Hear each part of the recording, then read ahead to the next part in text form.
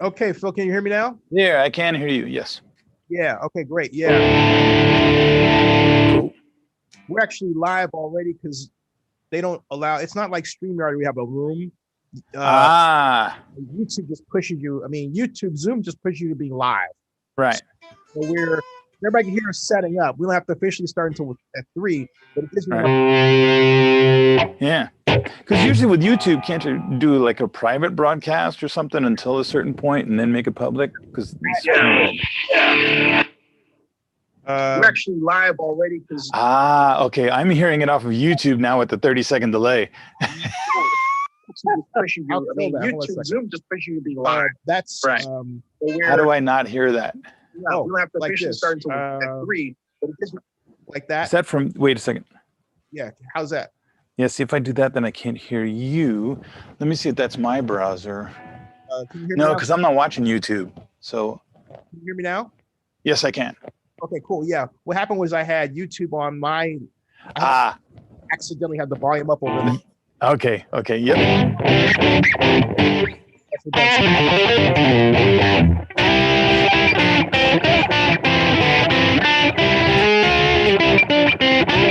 So do we need to resend this link out to everybody because this is a separate program now, is it? Yeah, that's exactly what I'm doing. Okay. I'm link it to the one that I set up. Okay, cool. I can say, hey, we're here. So I got to go and get that. And that's what I'm doing right now. And live and learn, man. I got to write StreamYard, but Zoom is much more superior for stuff like this. Yeah. But they need a room. That StreamYard's got this room that's just beautiful, man. So anyway, nice. I found this. And there's another software. I'll do a consultation with you over this other app that I use because it's super cool. You can bring in multiple cameras, super easy. Just use cell phones as cameras. So you don't have to like go rent cameras and stuff, and it's all 4K. It looks like. Somebody new link. Okay. Here. And will they need a pass as well, or is this a public link? Oh, the YouTube is public. So right. I put that up over there. Okay. There it goes. So it's on the same. It's on the same one that you shared. So somebody goes to my page. Oh, I see it now. It says we are on Zoom. New link for show here. Okay, cool. Yeah, that's live. Then I'm gonna. Nice. It also allows me to go to Facebook. So I'm gonna go back over to Zoom over here. Okay. And I'm gonna click on more. It only gives me one option there. That burns. As far as what, a distribution? Yeah, once I'm on YouTube, it won't let me go over and port it over to Facebook at the same time. You might want to try this thing called not obviously now, but there's an app that you can. It's a RTMP, a custom RTMP, and you can broadcast from there to whomever you want. The mayor's office uses that. Yeah, I use it for my broadcast too, so I can do Facebook, Instagram, YouTube, all of them at the same time. So what I'm going to do is I'm going to take this new YouTube broadcast, and I'm also going to put it out since it's in double one. And actually, you know what, Phil, you're going to wind up being exposed twice. Ooh. Ouch. Well, I'm from LA. Any press is good press. And so I would say, and then I'm saying we are now. Look below. Oh. Get on my chapeau. Yeah.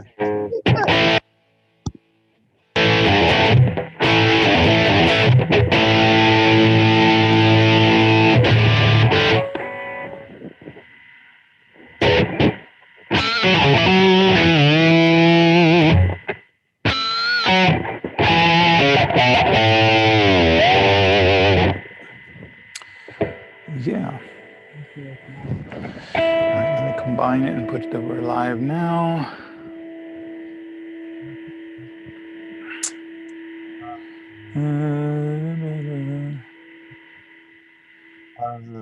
Here. I put Oakland Rock. Oakland Rock has There you go. yeah. Rocking blues and funk, because I'm doing the rock stuff now for what we're talking about, but all my records are funk or blues, soul. Well, I'm also writing hashtag Eddie Van Halen. Yeah.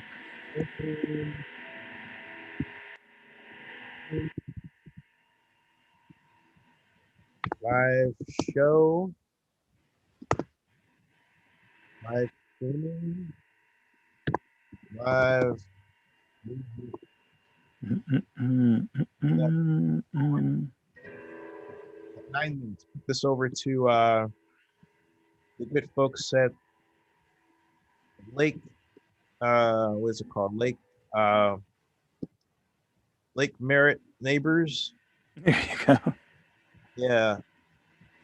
Lake Group. Live music.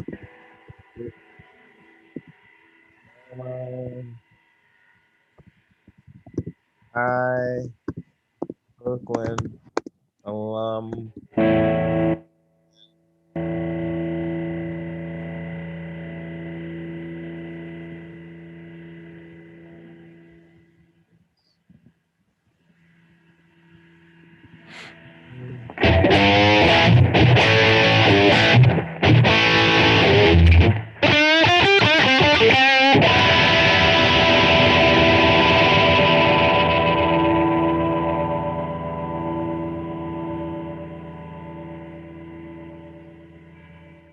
That is on Facebook.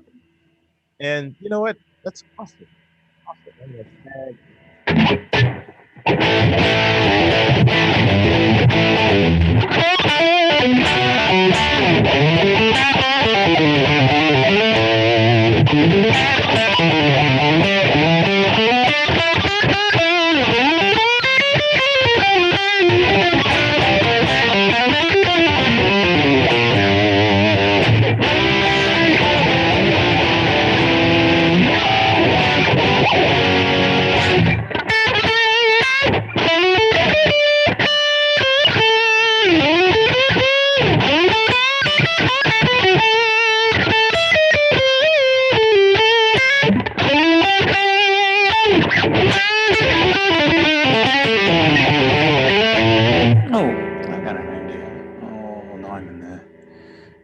Big picture now, but could I do that from here?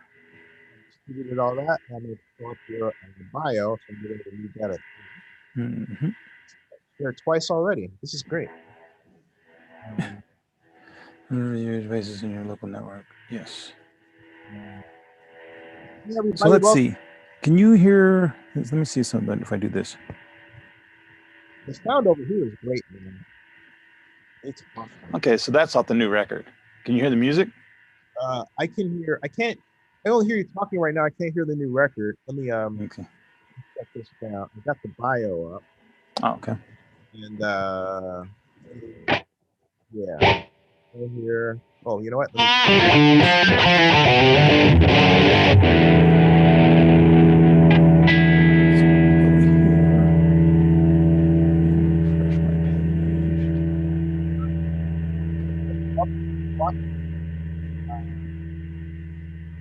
Hold on a second. Okay.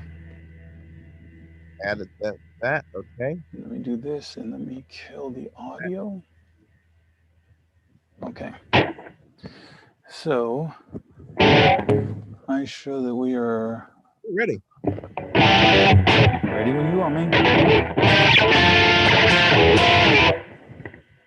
We are ready, man. Cool. Yeah. Hey, folks. You're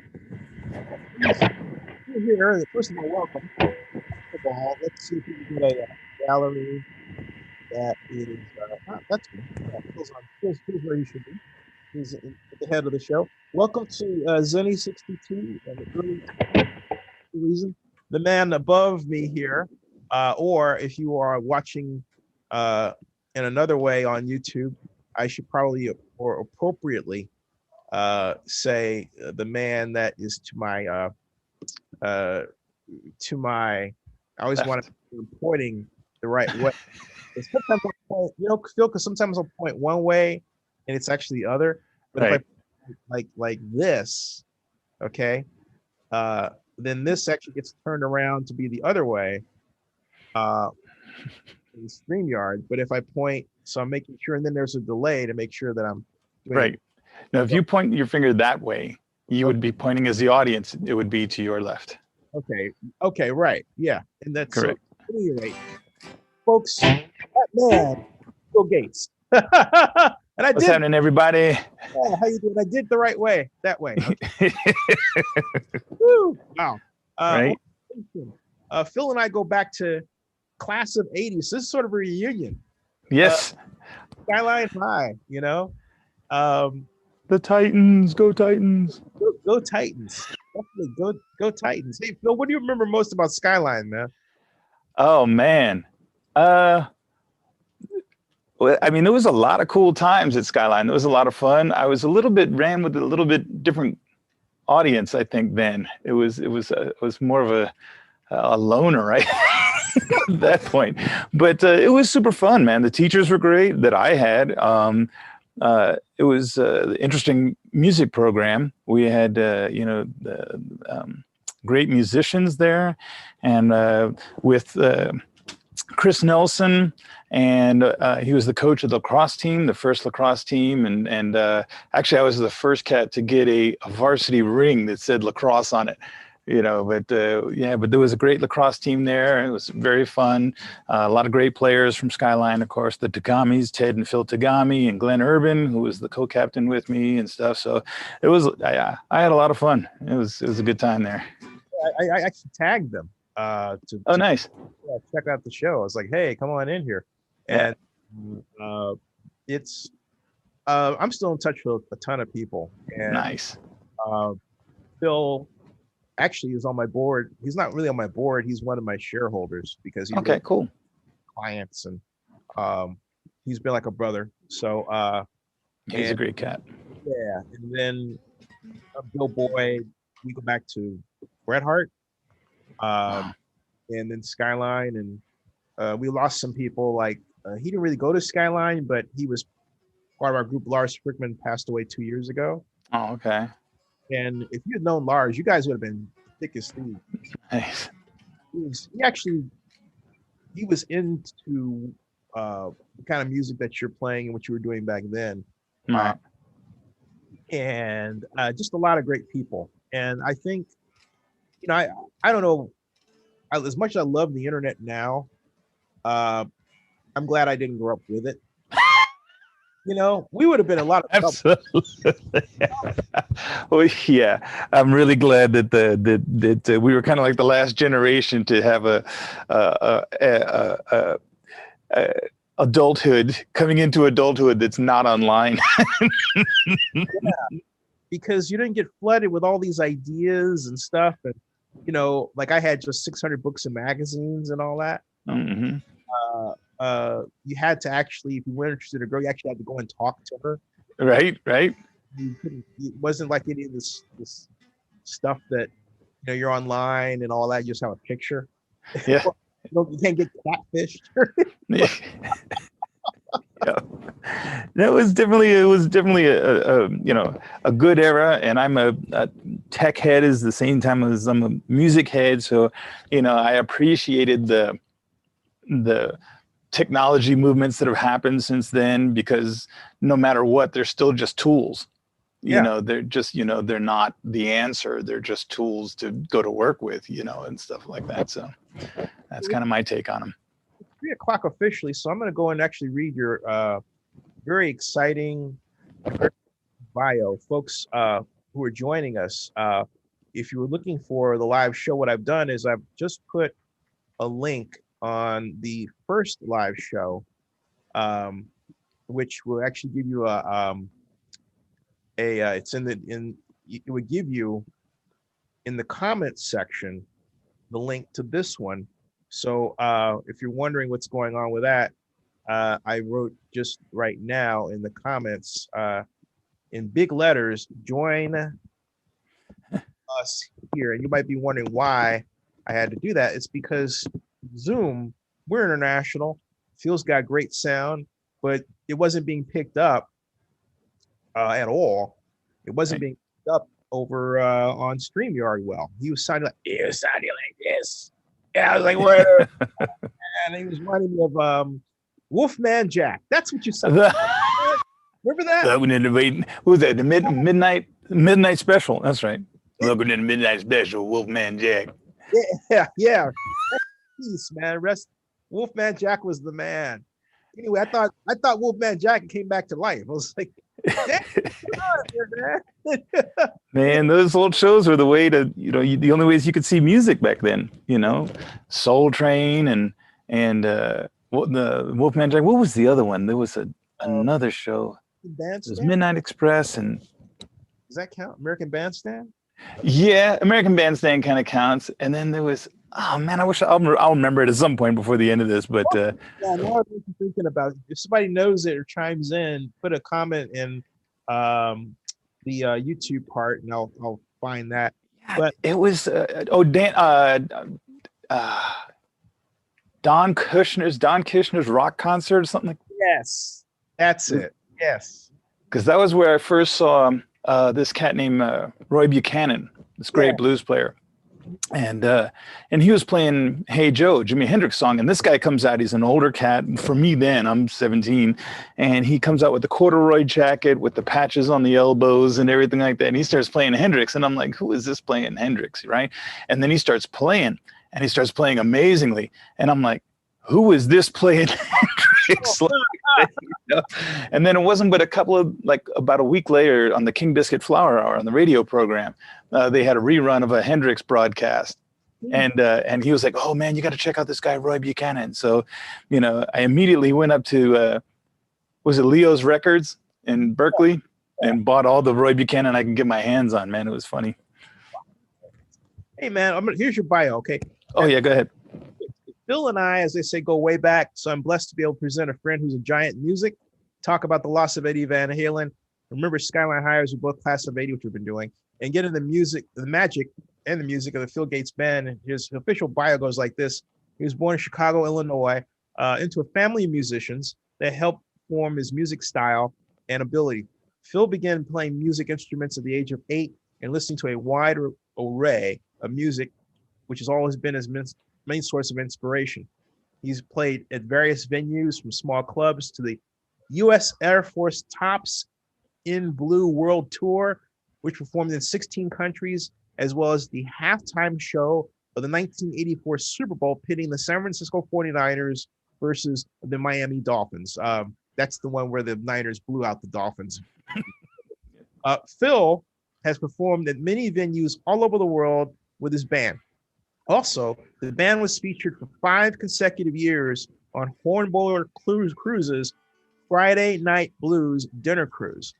Phil's style is reminiscent of the early high-energy Buddy Guy, mixed with a special blend of flavors from jazz, fusion, New Orleans, and the Chicago, Delta, and Mississippi blues styles.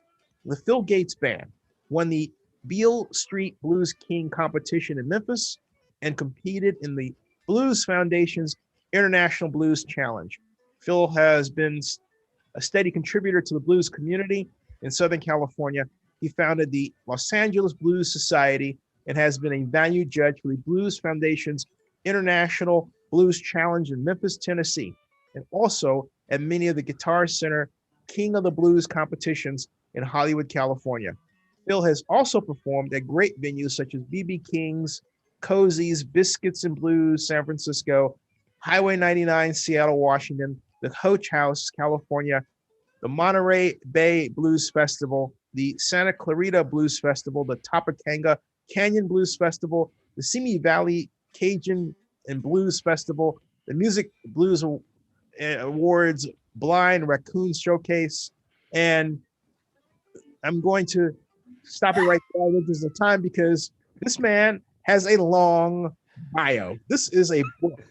But the good news is it's not only here on YouTube, it's also the content for Oakland News Now about Phil Gates. And so, ladies and gentlemen, it is my pleasure to present my longtime friend, Phil Gates. Phil, hey man, take it away. And first of all, what do you remember most about Eddie Van Halen? You know? First off, thank you for having me on the show, Zenny. It's very cool. It's good to catch up and do a little reunion there. And hey to everybody checking out the show, whether you're from Skyline or anywhere else, thanks for coming and check out the show. But of course, we have an attachment to our Skyline colleagues and classmates. But speaking of just about Van Halen, you know, he brought a different dynamic to what he was doing. It's like, you know, if you name a great musician or artist or actor or whatever it is, somebody that just they were an innovator in some way, and you can name what it is about them that they did. You know, like Django was amazing jazz player for having only a few fingers on one hand, and he was like a monstrous player. You know, Coltrane with his speed and his chops, and you know, and Dizzy Gillespie with his soul and his doing the cubop, and you know, and Miles and all these guys that you can just go, yes, that's because they did this. You know, they're monsters. And Hendrix was the, you know, amplified, electrified blues, you know, that he put on the spin of other great blues artists and things like that. And what Van Halen kind of brought to the game was a bit of the classical piano along with guitar. So like on piano, you can take, you know, your right hand, you have obviously two hands, and you can do 3 notes at a time, which is interesting to do on a guitar. I mean, I can go, and I'm using a rock sound because we're talking about Van Halen, but you can go, but what Van Halen started doing, which actually had been done in the 40s, but he really kind of just maxed it out, is the finger tapping thing that so many guitar players have picked up since, you know, and it's like, you know, and doing that whole kind of thing and doing dive bombs, you know, and things like that. So he kind of brought that all to the game.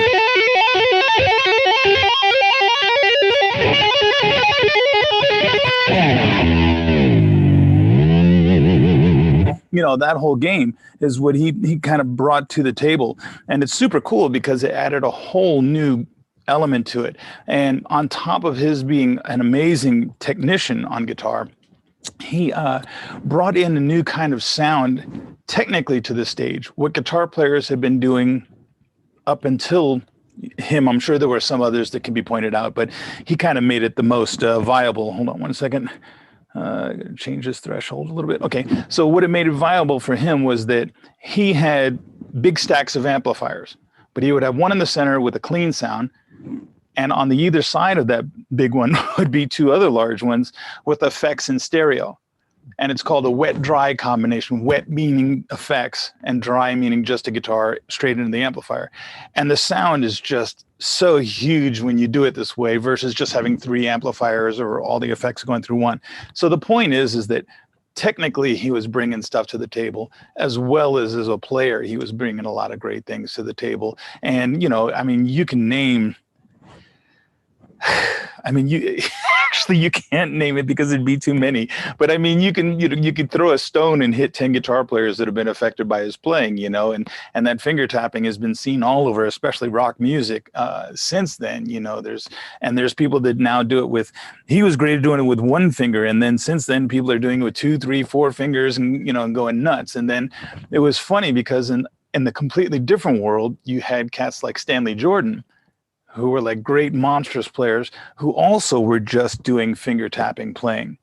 But what Stanley was doing is he was playing whole chord parts and melody lines while he was playing chords. And then so he took it to the next level, you know, and there's just so many monstrous players out there. But Eddie was one of the guys that brought something new to the game. He was cool. Is there a favorite that you have? My favorite was Jump. And then right. You have a favorite? Probably it would have been Jump or You Really Got Me, because that was such a great remake. the original, you know, so that was a lot of fun because those were the first ones that we kind of really heard on the radio at that time. They were the ones that came out of the gate, and it was just so new. You know, the later albums were still great albums, but it was kind of like the cat was out of the bag, and you kind of wanted to, you know, you still wanted to hang out and listen to that music and everything. But it was like that first time hearing it, you know, it was just the sound and everything. But I agree, it was probably Jump, and you really got me. I mean, when he just came out with that, you know,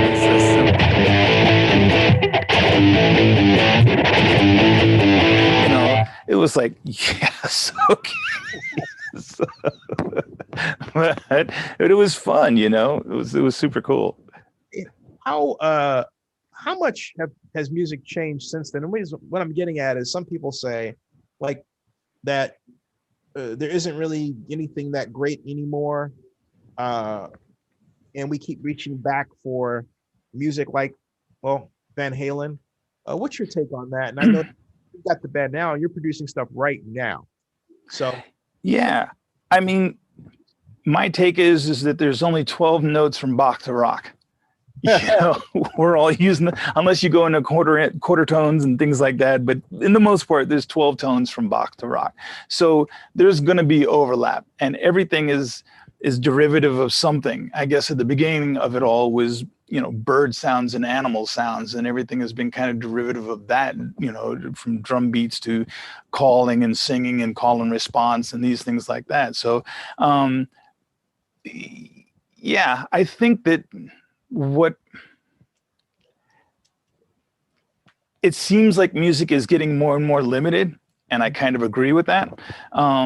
It's more difficult to break out with an entirely new sound right now, but that doesn't mean that you can't come up with something, a new approach to it.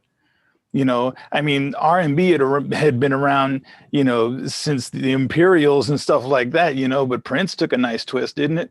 Yeah. You know, so you can kind of reinvent it or repackage it or whatever and still have it be great music.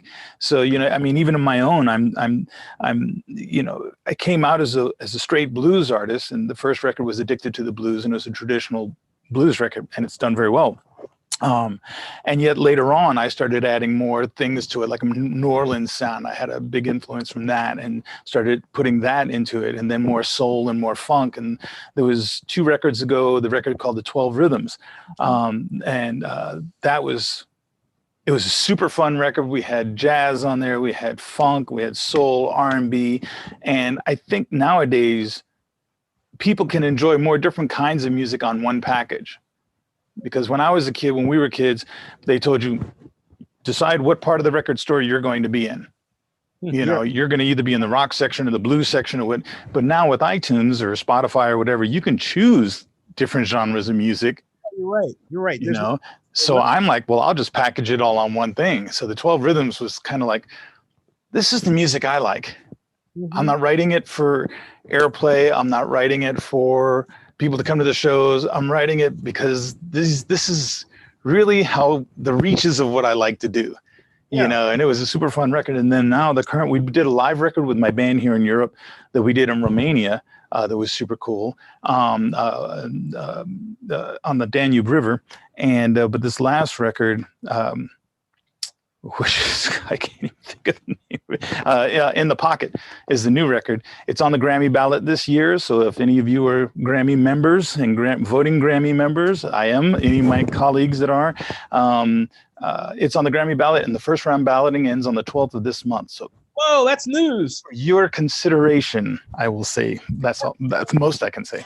But yeah, so we're visiting soul and blues on this record. So the short answer to that long answer that I just made is that there's always something new. You can put a new spin on it, as long as you're not directly copying and doing copyright infringement on somebody's stuff. Right. You know, then it should be cool. Hey, can you give us a taste, a performance of what your Grammy considered work is? Yeah, actually, I might be able to just punch it in from right here. Let's see. See if you can hear this music.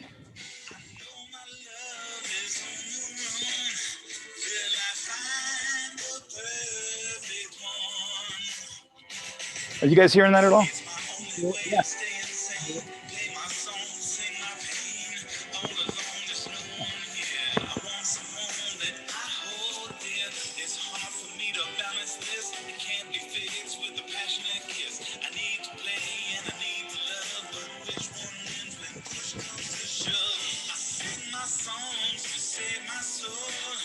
You know, You have a guitar now? so stuff like that. I'm sorry? You have a guitar now like that? Oh, can I play it? Yeah, let me mute this guitar because this is more just for the far up rock stuff. Let me do this. Let's see if I can do this without messing up the whole room.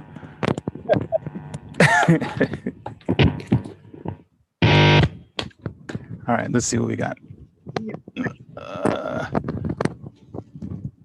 Let's see. So if you're happy with the Grammy, folks, here it is. Let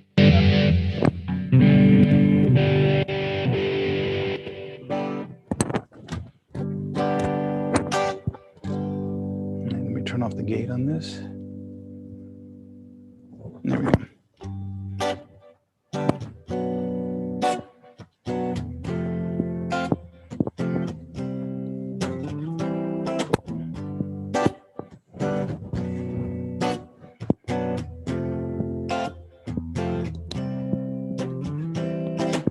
Every time I break a woman's heart and kill a love song before it starts, I know that what I've done is wrong. I say hello and then it's so long. I know.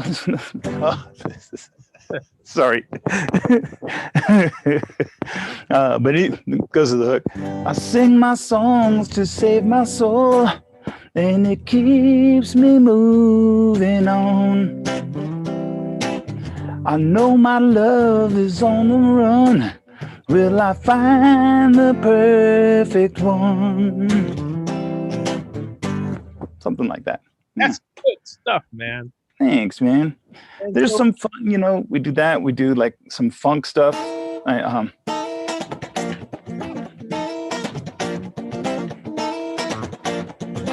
This is called This is New Kind of Funky. This is the new kind of funky. This is the new kind of funky. This is the new kind of funky. Come on down and kick it with me. You're in the club and hanging out. The day is done, the moon is hanging out. It's time to play, the night is young.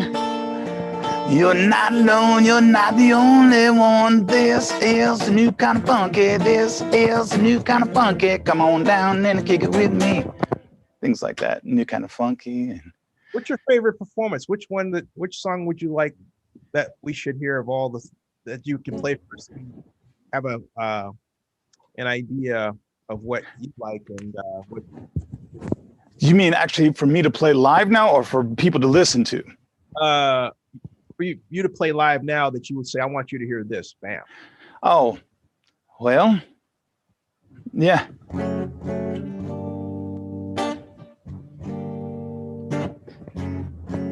Yeah, I guess it'd probably be that one. It's a song called Shadow of the Blues. Ah, sounds good. Yeah. Let me see if I remember the lyrics though.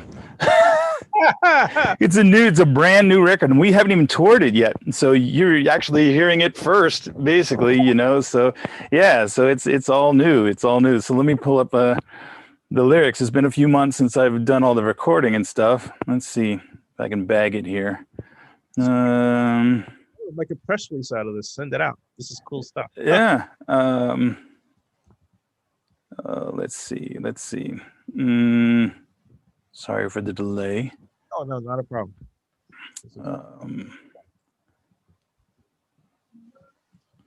Central vocals. And hey, folks, welcome to the show. By the way, if you have any comments, and you can type them on. Oh no, I want to go to voice score. And I can read them as we go as well. Yeah.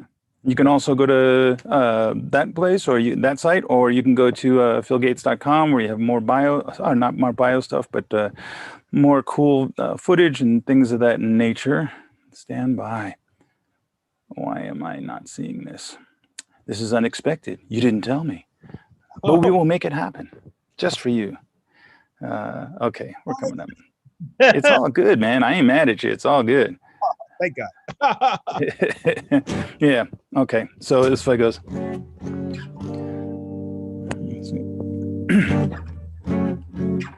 Sunday morning comes to me.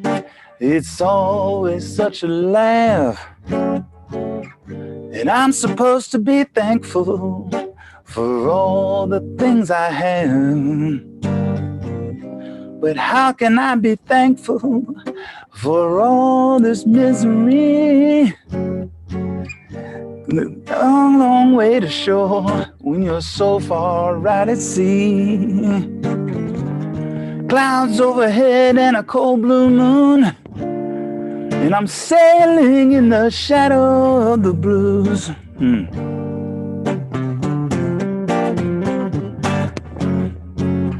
I've loved and I've hurt, I felt joy and I felt pain.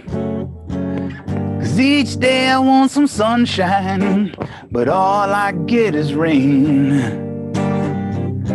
It's hard to keep a woman who understands my ways, but I guess it's hard to understand when I'm gone so many days. Clouds overhead and a cold blue moon, and I'm sailing in the shadow of the blues.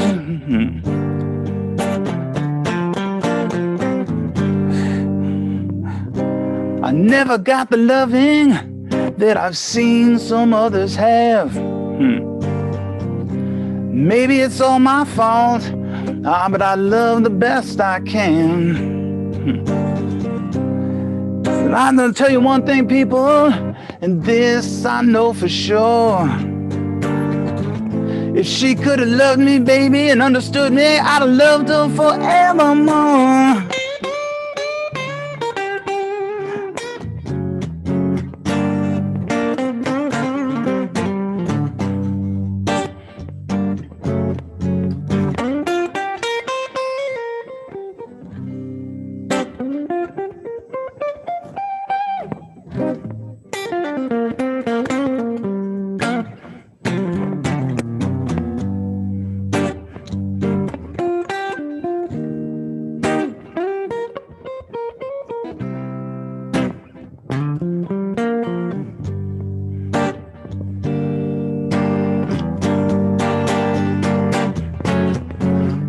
Played all over the world like I play for you right now.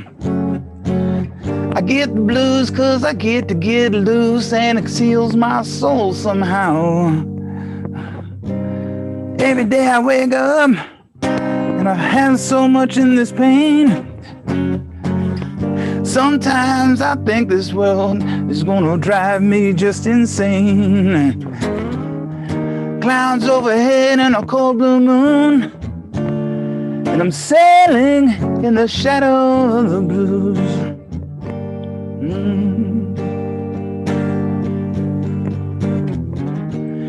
Clouds overhead and a cold blue moon, and I'm sailing in the shadow of the blues.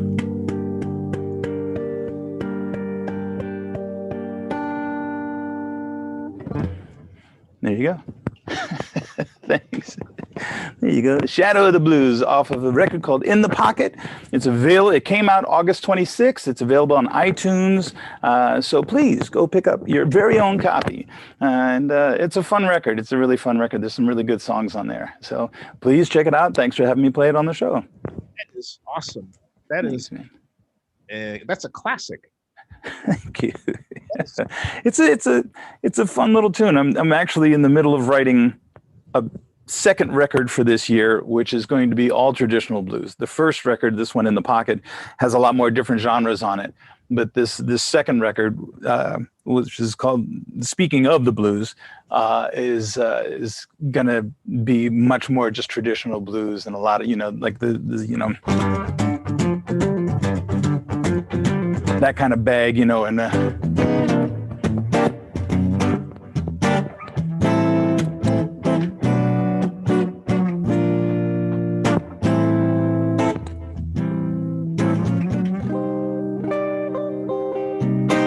know, that kind of bag, you know, and just because, and have some great, you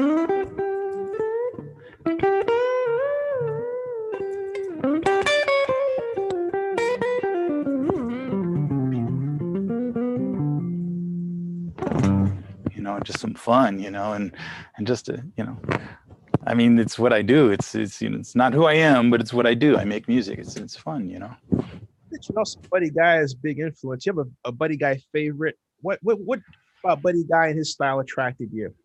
I mean, you know, Damn Right I've Got the Blues is awesome. That was from his early years and playing. I got to work with him a couple of times. I used to do sound, front of house sound at this jazz club in Texas called the Caravan of Dreams. It's no longer open, but it was in the 80s. And it was an amazing place, this jazz club. And it was such a gift to be able to mix sound there, because it was Dizzy Gillespie and the Wynton and Branford Marsalis and Buddy Guy and Stevie Ray Vaughan and Sarah Vaughan. Not Sarah Vaughan. It was Eartha Kitt, you know, and just all these just legends of jazz, you know. So when Buddy came in, he came in with a big Marshall amp and it was 250 seat club. But just to watch him work it and work the audience and do his thing. So and that was in the 80s. And then I saw him later in the, I think around like 2012. I think I saw him, it was just before, about 2 years before B.B. King died. I saw them both at the Hollywood Bowl. And people, I had never seen B.B. King live. Buddy Guy I had worked with, I'd seen him plenty, but B.B. King I hadn't. And I had heard from other people BB doesn't play anymore. He just sits and talks. He doesn't really play that much during his shows anymore. And I didn't want it to be true, but I don't know if it was because Buddy Guy was opening for him, but man, they both played amazing stuff. I mean, probably because Buddy Guy was like, I'm opening for BB King, so I'm going to play everything I can play. And he killed it, you know, and BB King is probably like, I got to follow Buddy Guy. So and it was such an awesome night, man. And then through the Grammys, I was able to be backstage and got to meet BB King in person and talk to him. And my hands are pretty big, but when I went to shake his hand, my hand just disappeared in BB King's hand. His hands are so big, man. This monstrous cat. But Buddy Guy was a big influence, yeah. And he was one of the first guys who was bringing distortion to blues. You know, I mean, he was with the big amplifiers and playing behind his head and diving to his knees and all those things like that. And I'm sure a lot of people at that time, you know, traditional blues lovers were like, oh, the blues is over. The blues is over. It's rock and roll now. You know, and yet he's one of our most treasured legends that's still out there playing and playing great, you know. So I just think that it's not a Ford or Chevy conversation. It's the benefit of both traditional players and contemporary blues players and the jazz fusion players. And, you know, I think we get to have all of this, like a nice big gumbo out of New Orleans. You got shrimp in there, you got fish, you got crawdad, you got, you know, all these things. So yeah, I try to pick up as much influence as I can. If I had to name 4 big influences, it would probably be Buddy Guy for blues, Roy Buchanan for blues, Santana for melody. I was a huge Santana fan, and Al Di Meola for technique. Oh yeah, man. You know, and I would listen to those guys for those reasons, and you know, and listen to the style of how are they actually articulating with a pick or what note choices and everything, because they're all playing 6-string guitars with 21 or 22 frets, you know, so all that magic is happening on the same fretboard you can buy in any music store. So tone is in the hands, you know, it's how you're playing, when you play, what you don't play, you know, it's all that kind of fun. So can you share another that we've got? Share another tune that's one of your favorites. Yeah, this one's a fun one because you know, traditionally blues is not very good for relationships. It's either bad men and worse women or bad women and worse men. It's just, you know, it's just the blues. It's just usually not a very happy kind of thing, you know, but, you know, but so I decided to write a blues love song, and this is called End of Time.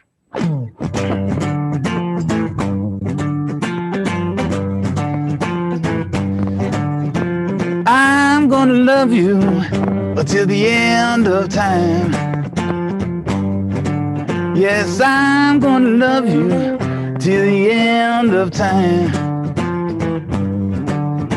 'Cause all I know, baby, I can't get you off my mind.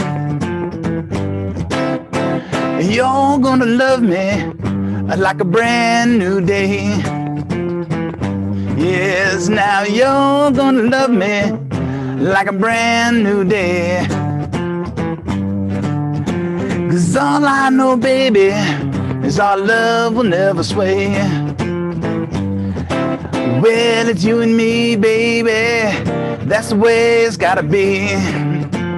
Yeah, now, and it's you and me, baby, we don't need no company. Well, I'm gonna love you till the end of time. And you're gonna love me like a brand new day.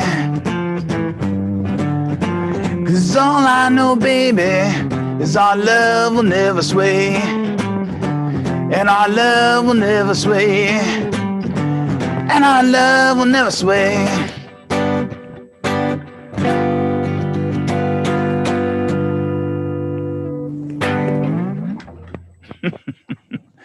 A fun little tune called End of Time. Oh man.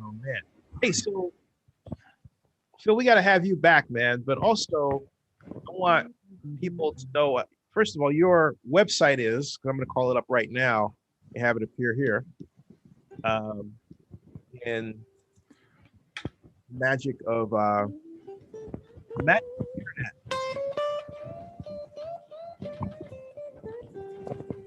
internet. And it will appear here in 1 second. I'll play some segue music in the meantime.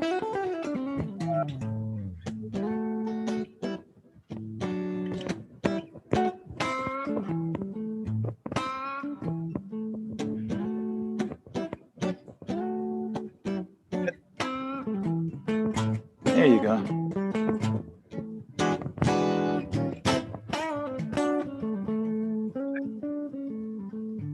That's the website. Okay, Smoke.com. Listen, you can purchase. Please encourage you to do that. Yeah, there's a bunch of records up on iTunes. So please take a look at them up there. This new record in the pocket is record number 10. So yeah, there's a lot of cool stuff up there. That's the guys that you're looking at right now. But then this is my guys from my European band. On the far left is Uwe Rodi on the keys. Next to me is Tom Wagner on the drums. And the gentleman on my right is Stefan Hug. That's my bass player in my European band. And I do want to give a shout out actually to my LA band as well, which is Keith Williams on drums, Larry Houston on keys, and Ron Battle on bass. And there's a great vocalist who sings on all of my records except for the one live record that she wasn't on, but her name is Elizabeth Hangen, and she's a great singer and bassist in her own right. She's awesome. So I've been very fortunate to work with some really great people. Phil, I want to do this again soon. Okay. And back because this was like just a flash idea, folks, I had. Yeah. And as opposed to what I'd like to do, which is, set a date like weeks. Yeah. This was a pretty quick day. But all things considered, as quick as it went, it's pretty quick, right? Yeah, it came out nice. Yeah, and for me, it was a matter of mating news distribution with a social media distribution for that, which I'm really in love with, because this not only goes through different social media channels, it also is already on Google News, Nice. On Apple News app. Nice. So it's both best of both universes within the universe of the internet, right? No, that's cool, man. What you're doing is very cool things, Annie. It's awesome. Oh, hey, I'm just pleased as punch that you're here, man. And next we can plan a way of having you and then having an audience, more of our classmates, and just connect. Yeah. Right. Yeah. Like we're having, like, it'd be cool to have these windows around you. I'll figure it out, right? That'd be fun. That'd be fun. If anybody from Skyline even remembers me. It's been a while. I mean, I do have to say, I mean, while there's a lot of people that that are still in touch and stayed in Oakland like yourself and things like that, I was always like that opposite path kind of guy, you know, and I went into the service right afterwards and was in Holland for 5 years and then came back to the States for a while. And I've been over here again for about 4 years now. I'm in Switzerland now. And so, yeah, I'm that guy that's always hard to keep in touch with because he's always gone somewhere. But with the internet and Messenger and everything, I'd love to hear from you cats, you know, and catch up. It's fun. What's cool is that Tom Hanks being such a giant presence. Yep. It makes not that I never thought being a Skyline High grad was not cool. But right. It has to be cooler. You know, yeah. You gotta bring all the coolness together. You gotta be all cool. Yeah, that would be fun. That would be fun. Yeah, that was an interesting thing. Yeah, when he did the graduation video. Yeah, for the grads and stuff like that. He talked about being in the different buildings and where his locker was and stuff. That was a lot of fun. My locker was in, I think it was where he had Mr. Horowitz in the economics. My locker. Okay. Mine was over in the science building. I don't remember what it was called, but I was right across from Mr. Ewan's class. Oh, yeah. Okay. Was that the 40 building, I think? I think it might have been the 40 building. Yeah. Yeah. We all have lunch at the 20 building. That was me, Mark Frame, Craig Pryor, Bill Boyd. All right. Just had lunch with Bill at the faculty club. God, that was a year ago now. Man, nice. It seems like it was just yesterday. I know. Almost a year ago on the 19th of November that we had lunch at the faculty club. That's bad. But we talk regularly, right? Yeah. And we're supposed to have a reunion, and it's like, I keep, like I was saying to Ann Bergazawa, I was saying, hey, you know about the reunion? She goes, no, do you? I said, we got to do something, Yeah. Well, I mean, it might just have to be virtual, with the way the pandemic is, but yeah, it would be nice. We got together, the guys from the lacrosse team got together for Coach Nelson's birthday a few years back. And all the cats were there. It was Glenn and Philip and Ted and a bunch of the Scott and a bunch of the cats from the team. And it was great to see because, the cool thing about Skyline is that it had true diversity in it, and it had teachers that were like, it seemed more free. I mean, we had, oh man, I was thinking of his name earlier and during this broadcast. He was a history teacher and he became a principal over at, Right. Oh man, thinking like, I had his name earlier, but he was an awesome, awesome teacher. He was hysterically just politically incorrect, but he was a great instructor. And I remember one time, what was his name? He was a brother. He taught math. Mr. Wheat. Mr. Who? Wheat. No, it was another cat, but he came in, somebody was complaining one morning about, how, man, nobody's going to be doing this math out there or whatever. And he goes, oh, you want to see where math is going to be important? We thought it was going to come to like blows in there, and he was like, be out in front of the school tomorrow morning, before school. And everybody's like, oh man, so we all wanted to see what was happening, and so then we go out there, and it was when the teachers went on strike our senior year. Remember when they had that? Yeah. And so then we're out there, and he was out there, and he goes, this is why you need to know math, so you can find out what you're getting paid and find out how you're not getting paid and find out how to read a contract and this and that. And we were like, yes. So it was a bit, but it was, it was real teachers, man. It was real people dealing with the real and opening the real world to us and not just staying at the teacher-student relationship. That was super cool about Skyline. I really appreciated that. I remember, I was president of the bike club. Okay. Bill was on it, and Lars would come, even though Lars wasn't at Skyline technically, but Lars would come, and we had Karen Runge, small group. Anyway, we had this traditional ride we do around the Bay Area that really was started in Oakland and right up in San Francisco at the Cliff House. Nice. And Bill and Lars, we all had this one way we would thought was a better way to go. And Eugene Rockman was our sponsor. He was like my drafting teacher. Okay. And he said, no, we have to go the other way. And I said, well, as president, I'm making the call. And man, he didn't handle that well, because he says, and remember, we're like 16 at the time. Yeah. And so Rockman says, well, you're the first black president.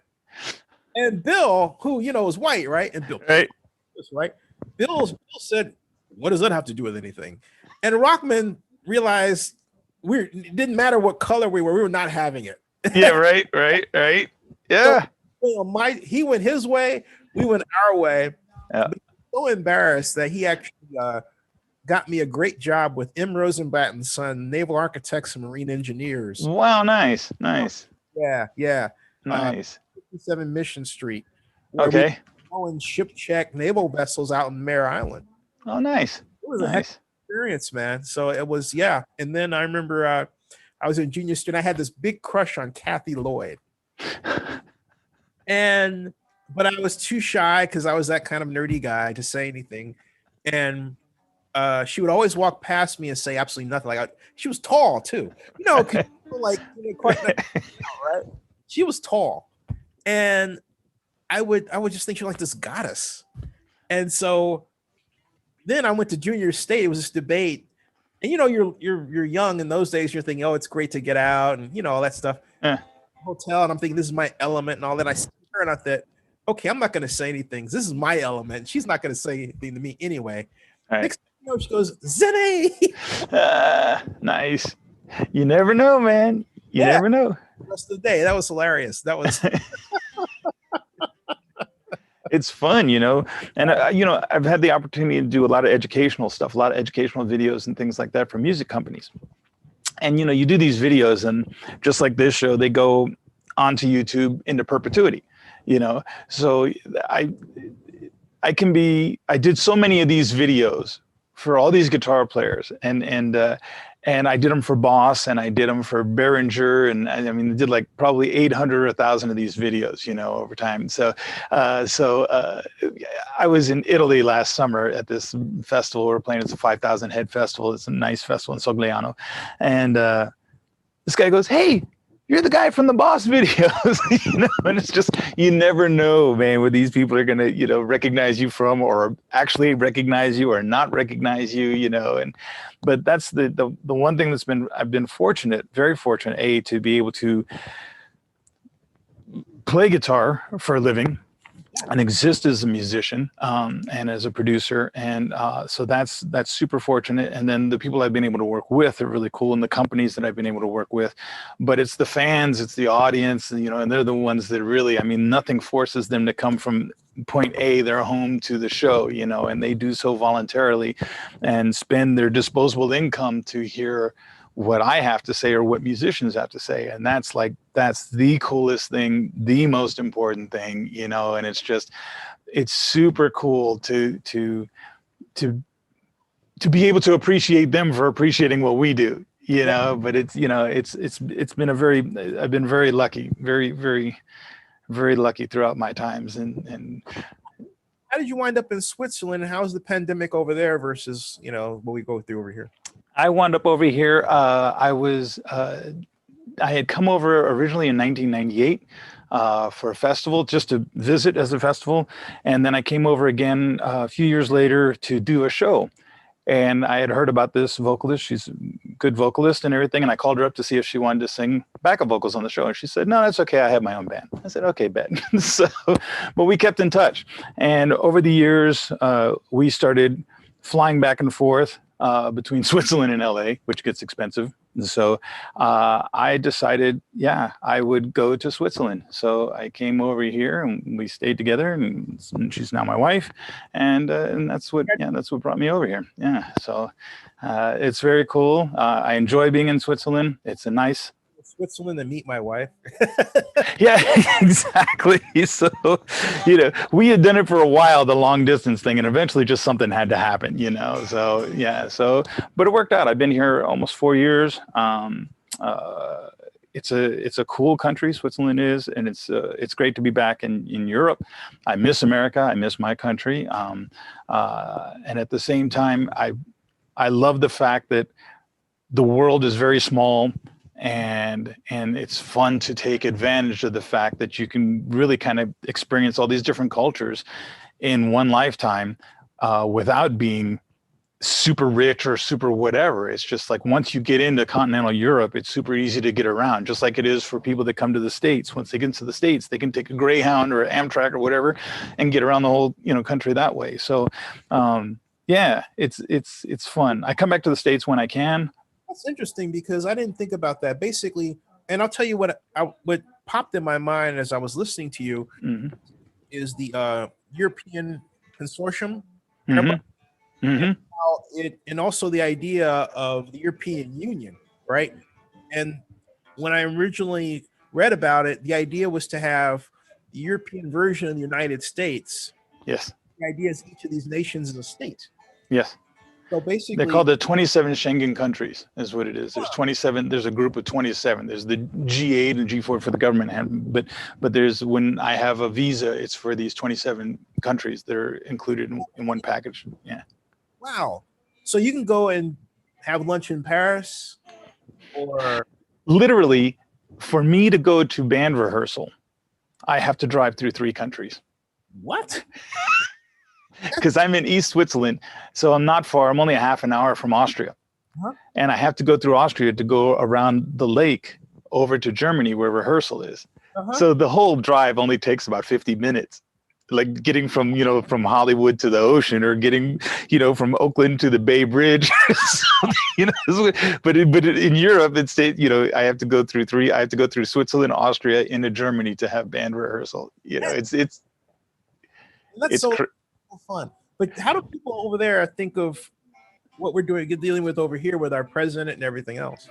Well, I think that, there's always different perspectives in the different groups of people you talk to. Some people see it at a conspiracy level. Some people see it as a political level. I think my personal examination of when I was over here, when President Reagan was president, and when Clinton was president, I was over here for a while, and I was over here when Obama was over here.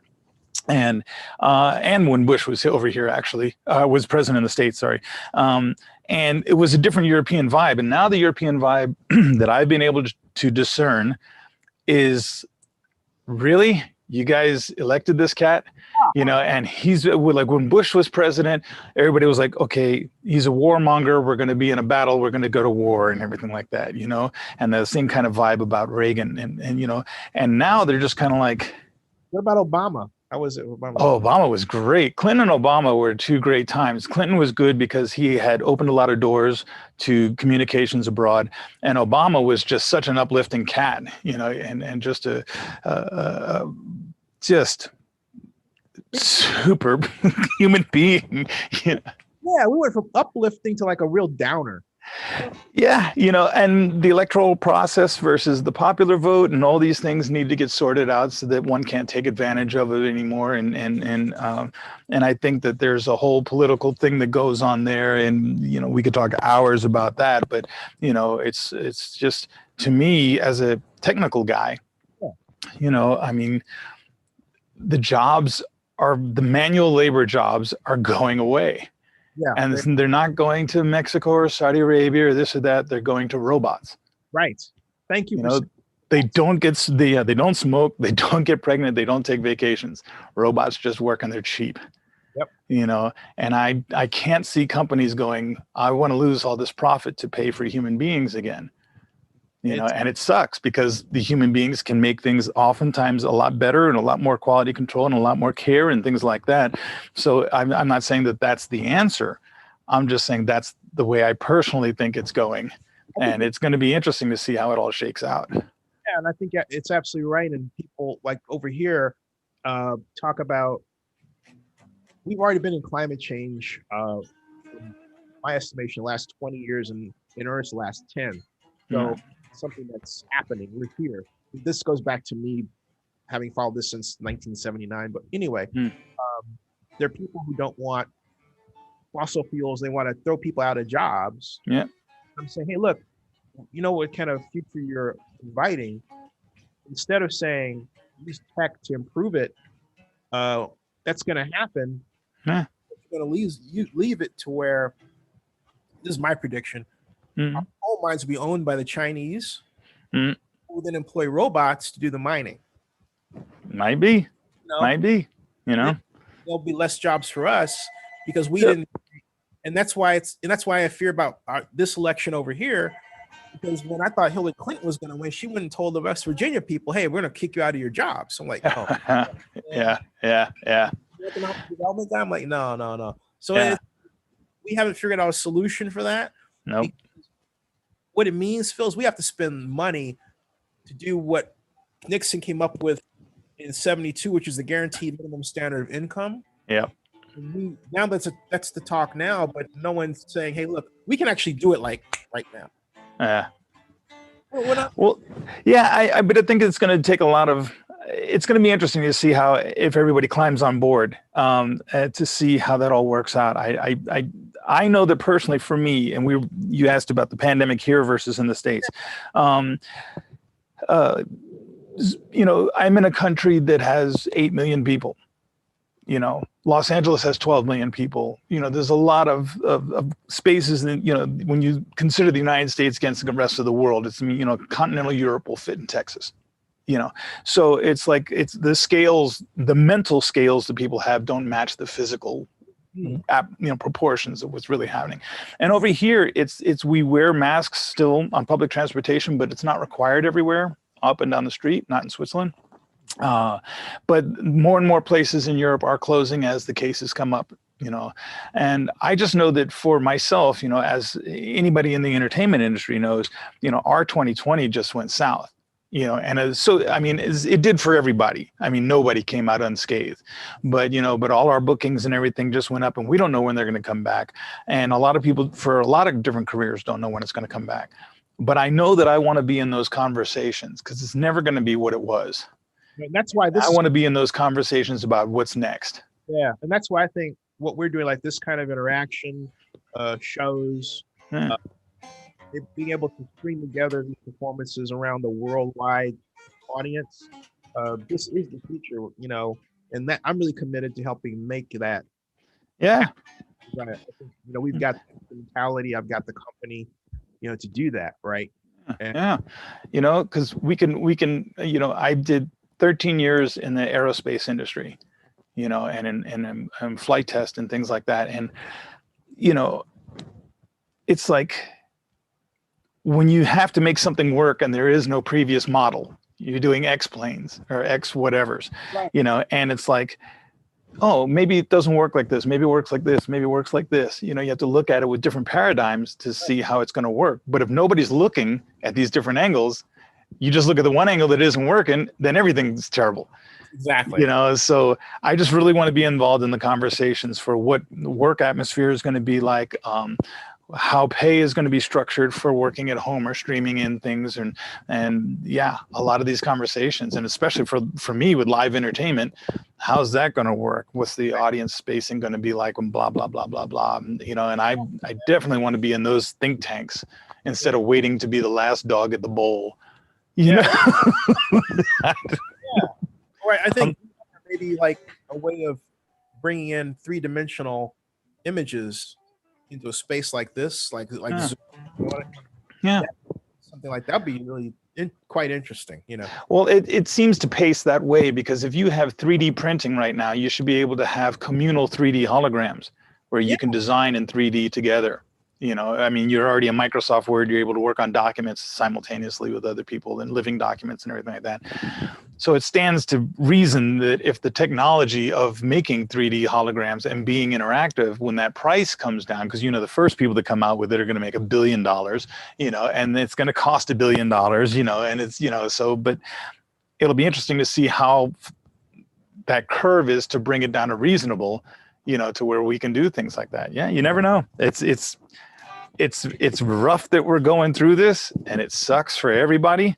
And if anybody has lost anybody to this pandemic, you have my full heart and prayers because it's awful. But Yeah, and at the end of the day, the rest of us, we all have to survive it and figure out what's next and make it a good place again. That's the thing, definitely. Hey, Phil, stick around, folks. I'm going to turn off the live stream, but I want to thank Phil. We're going to be back doing this, and we're going to plan it out, and the way that I think is going to be very exciting, because this is fun stuff. Yeah, it's very cool. Stick around, man. Thanks for having me on the show, Zenny, and thank you all for watching the show tonight. And on the West Coast, have a great day. Over here, you'll probably be schlafgood. Have a good sleep.